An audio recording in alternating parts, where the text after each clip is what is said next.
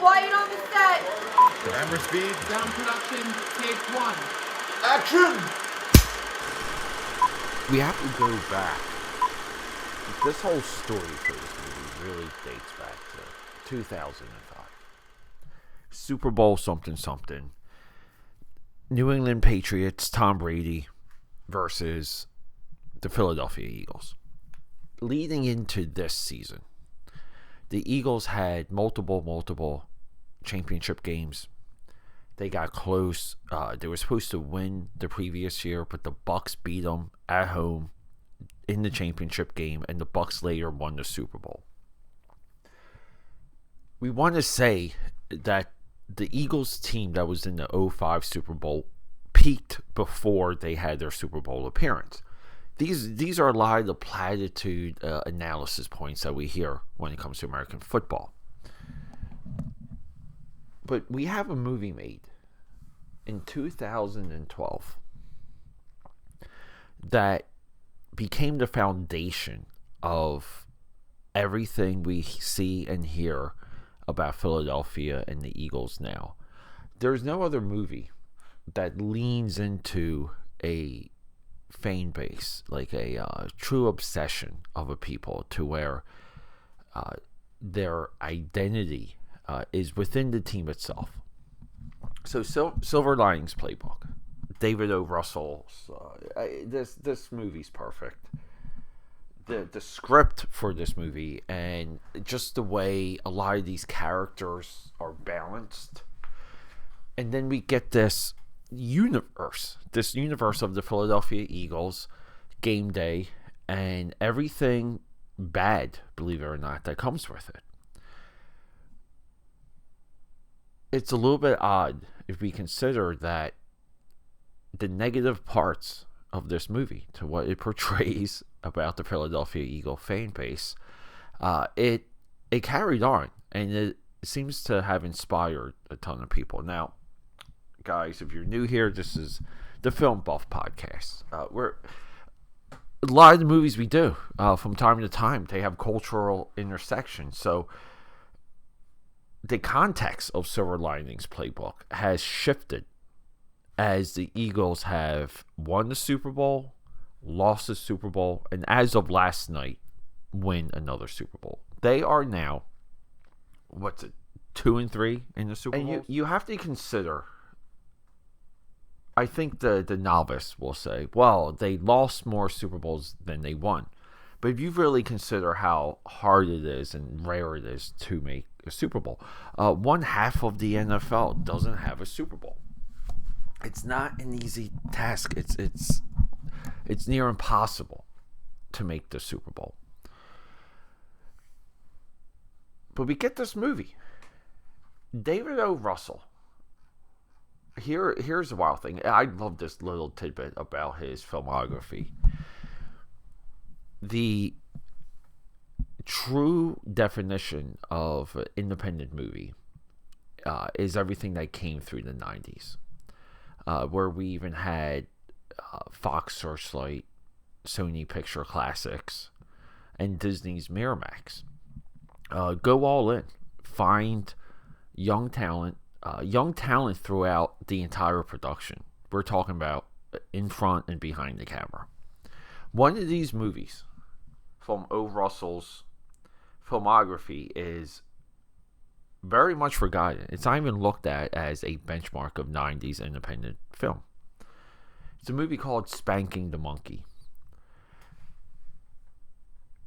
We often hear Slacker, we hear Clerks.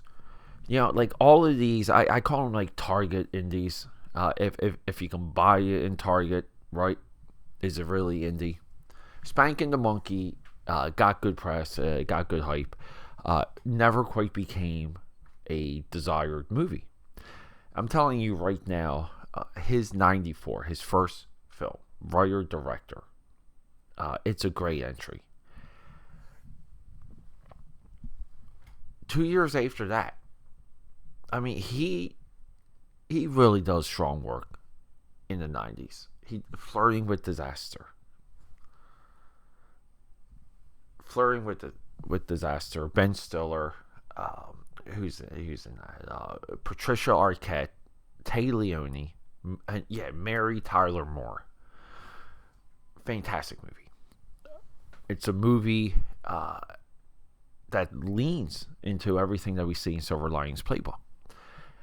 Well balanced characters, but somehow realistic family drama. Like that was the breath of fresh air that Flirting with Disaster was. It was, this gritty family drama, and then we get this movie. I think I saw this 3 times in the theater. What I consider to be the greatest year of American cinema, 1999. One of these movies. It's a Mark Wahlberg movie, guys. Three Kings. We have Wahlberg, we have George Clooney, and we have Ice Cube. And here's the wild thing. If you guys like the Sabotage music video by the Beastie Boys, we have Spike Jonze. Three Kings. They shot real bodies up with a one of those super slow-mo cameras. I mean, we're talking to thinking of practically photographed particles separating. He wanted to illustrate what bullets do to organs in Three Kings, and he does this technological feat. But if we're talking movie effects at the time, everyone's going to talk about The Matrix. They go right to The Matrix. Only the film buff here, guys, goes to Three Kings. And then we have, this might be, here we go, guys. My favorite movie of his, this movie, 2004, I Heart Huckabees. I Heart Huckabees is so clearly imaginative. It's so wild. It's such an idea. And to watch it, I'm in awe whenever I watch I Heart Huckabees. I think everyone in the movie, there's nothing to take out of that movie. It's also a theme of his where things just seem to play. Now, the family from Flirting with Disaster and Mark Wahlberg's character from I Heart Huckabees. Let's just say the two of them got together, had a little baby. It would be Silver Linings Playbook. But then we get his triple Oscar run. 2010, 2012, 2013. One movie a year almost. The Fighter with Christian Bale. Another one with Mark Wahlberg. The Fighter, dirty movie, and it feels, there's scenes in that movie where you're not sure if it's a movie. It feels like a documentary. It feels like reality. It feels like reality television. And then we get to 2012, Silver Linings Playbook. Jennifer Lawrence, really at her height. One of the things about this movie that I am in love with is how long it takes for Jennifer Lawrence's character to appear on camera. She's on the poster. She's in the top credits, and to kind of show her to the audience through this dinner, and we immediately see this love dynamic. Silver Linings Playbook it's the painting of a culture. Philadelphia Eagle maniacs, right? It's a painting of the betting. I'm going to lose my rent. I'm going to lose my mortgage. I'm going to lose my savings. The violence, the anger of pro sports. Pro sports has, and this is a real argument. Pro sports has a negative impact on society. I saw enough of that last night after the Eagles won. But then we get these characters. we get this weird flashback where Bradley Cooper is having this like mental breakdown, and we see what happened between him and his wife, where he comes home and his wife is with someone in the shower, and he snaps so hard from that. He doesn't quite come back. He's not even quite there by the end of this movie. Now, the whole movie's plot is Robert De Niro potentially in his final great performance, by the way. I feel like Robert De Niro just drags himself through movies. I get it. We have The Irishman. I get it. We have whatever he did in The Joker. I feel like there's just not a lot there with his performance in both of those, even though I think Irishman was the best film of that year.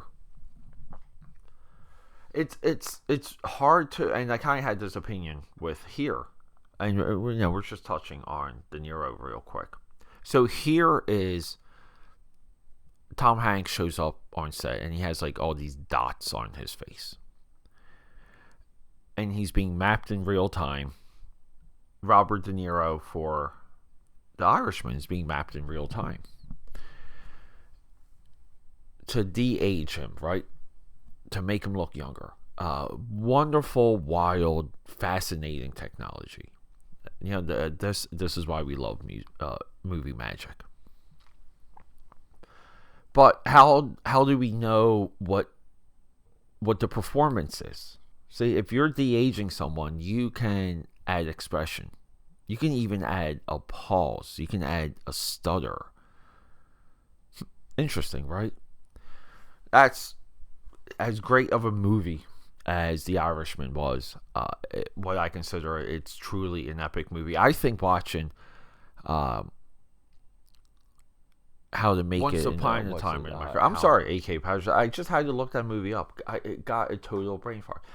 Watching Once Upon a Time in America with The Irishman is a great way to spend 8 hours, by the way. But Silver Linings Playbook, we can really say that this could be the last true great performance by Robert De Niro.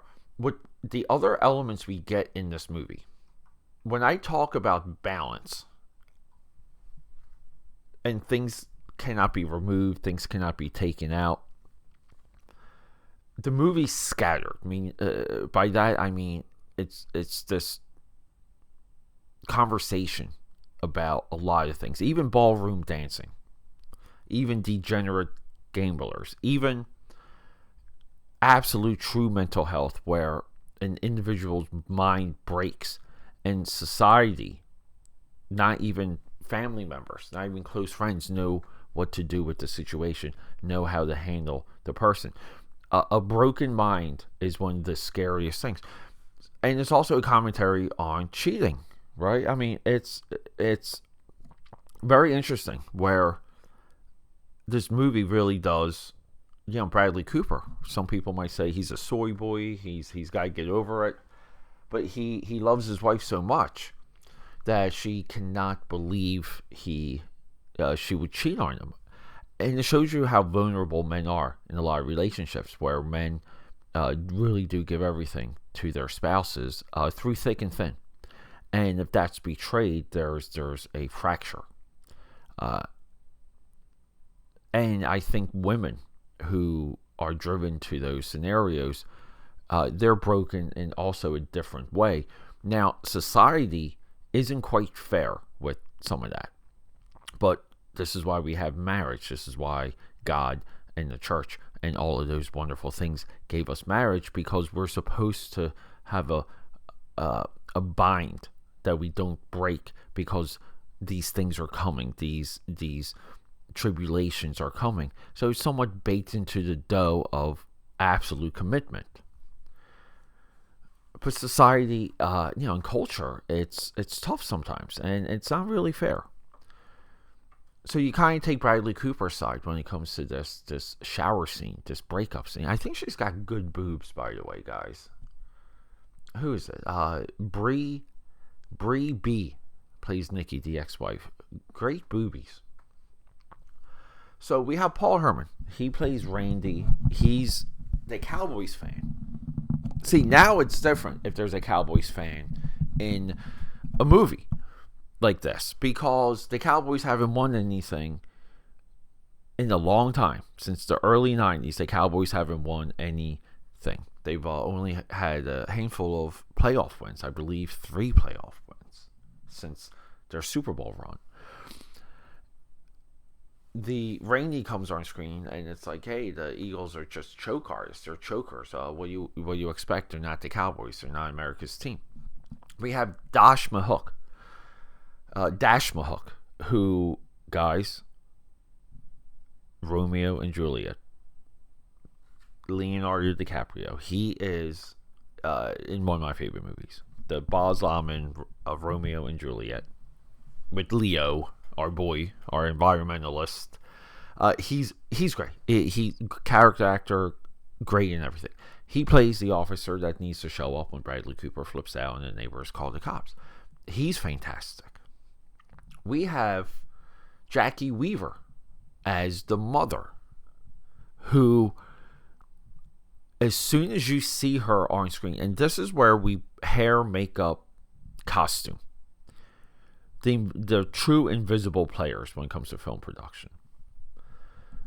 As soon as you see Jackie Weaver on screen in this movie, you can hear her voice and you can predict how she will act in every single scene. John Ortiz, our villain, the bad guy from the Miami Vice. Colin Farrell, I love that movie. Guys, you know, again, he's in a million effing movies. He plays one of the friends. Julia Stiles plays his wife. She's fantastic. And let's go. Let's pedal to the metal. All gas. If we have Robert De Niro's last final great film performance, we arguably can say that Chris Tucker, as the inmate friend and also good luck charm in the movie down the road, Chris Tucker, this might be his last great film performance. Chris Tucker is so good and natural in this movie, and also a little bit crazy. Crazy to where he's off. So a lot of what we see from Chris Tucker, we see these people so much in the real world, we don't know that they're challenged. We just think that they're weirdos. Chris Tucker, fantastic. Then we have Jennifer Lawrence. Nothing else needs to be said. We have Bradley Cooper in an Oscar-level performance. Some might say the performance of the entire movie. I mean, of the entire year. It's almost like anything Bradley Cooper touches. Holy crap. He really is the talent. I used to say it was Ryan Gosling. But, I mean, even Fall Guy, though. Like, Ryan Gosling made Fall Guy into another type of movie. And also we have Shea Wingham as Jake, the brother. He gets into a fight at a Eagles tailgate. So there you go. So we get this mosaic of a world, characters, gambling, ballroom dancing, Sunday football, family in South Philly, or family in Delco. They're not really South, they're Delco, which is very far outside the city, by the way. And then it's the title of the movie, guys, right? Silver Linings Playbook. What does that mean? So somewhere in Bradley Cooper's, his character, his therapy, a lot of times for therapy, they call it tools. Like the tools you're given.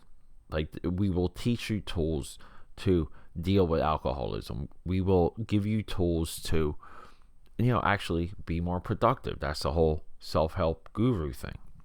A lot of times in therapy is we will give you tools to deal with your anxiety, your fear, and some of them are good, some of them aren't.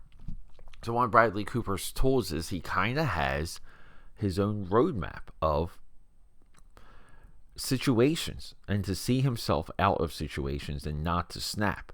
and you hear him reference it a few times. It's a Silver Linings. Like he has a playbook. He does, in the beginning of this movie, he does have a playbook to get better and win back his wife. And he doesn't understand that his wife has moved on. And we see everyone trying to express that to him, and it's so painful. This movie pulls your emotions in every single possible way up until the end, where we get a Hollywood thing. What's the score? The score comes in. Everybody wins, right? Everybody, all the people we want as dark and corrupted and broken and maybe even potentially bad people they are, we want them to win. This is David O. Russell.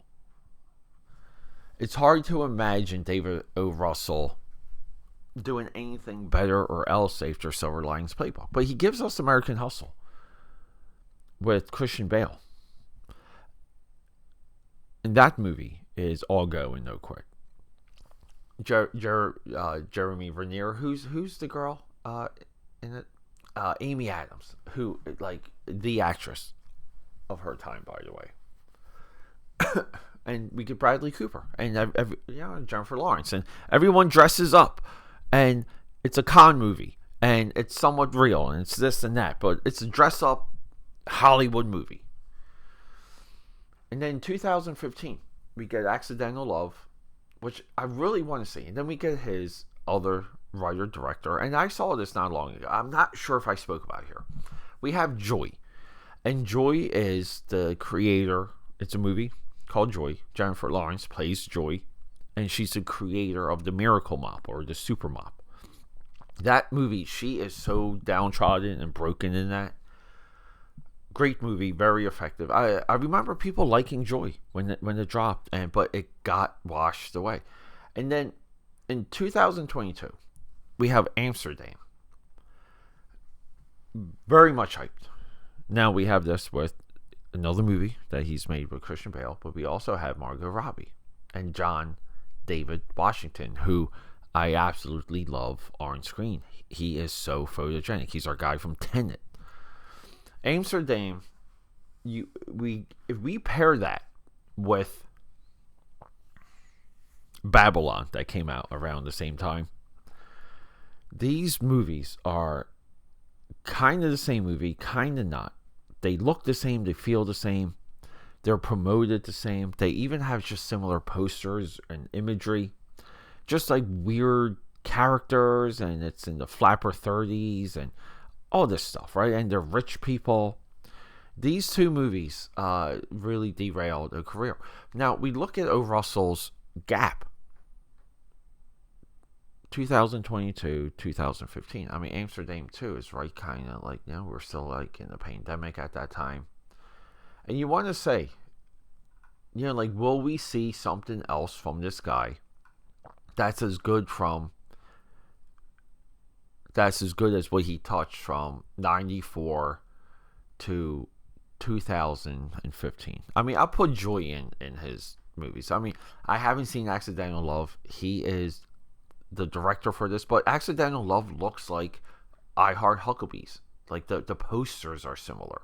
Accidental Love could just be another variant of Huckabees, which I would be all in for. It's got Jake Gyllenhaal, and Jake Gyllenhaal, again, like, is you can say what you want about Roadhouse. Roadhouse is a Amazon movie that could have been called anything other than Roadhouse, and it would have been considered a great, fun action movie. Which is, like, Roadhouse, similarly metaphor to Ryan Gosling's Fall Guy.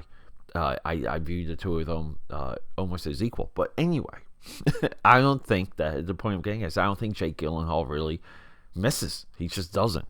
And if it's a 2015 movie, like, I'm all in. Maybe we'll get into Amsterdam and Babylon. I feel like I really should just watch those two movies together. It's hard for me to separate those films. But the bigger question really is, like, will we see another epic, another emotional triumph from David O. Russell? We want to say the way how some of his themes and ideas are interlinked through his filmography he could be out. And that does happen sometimes with creators. You've expressed everything you could about something you feel emotional about, and Amsterdam could have been that deviation. And a lot of times when those deviations fail, that's what kind of why when we have like Spielberg and a movie like Always, when Always like flops and stumbles, it's impressive to see how Spielberg bounces back from it. I would like to see more from him. I think David O. Russell is one of the unsung masters of modern day cinema. Okay, that's a wrap.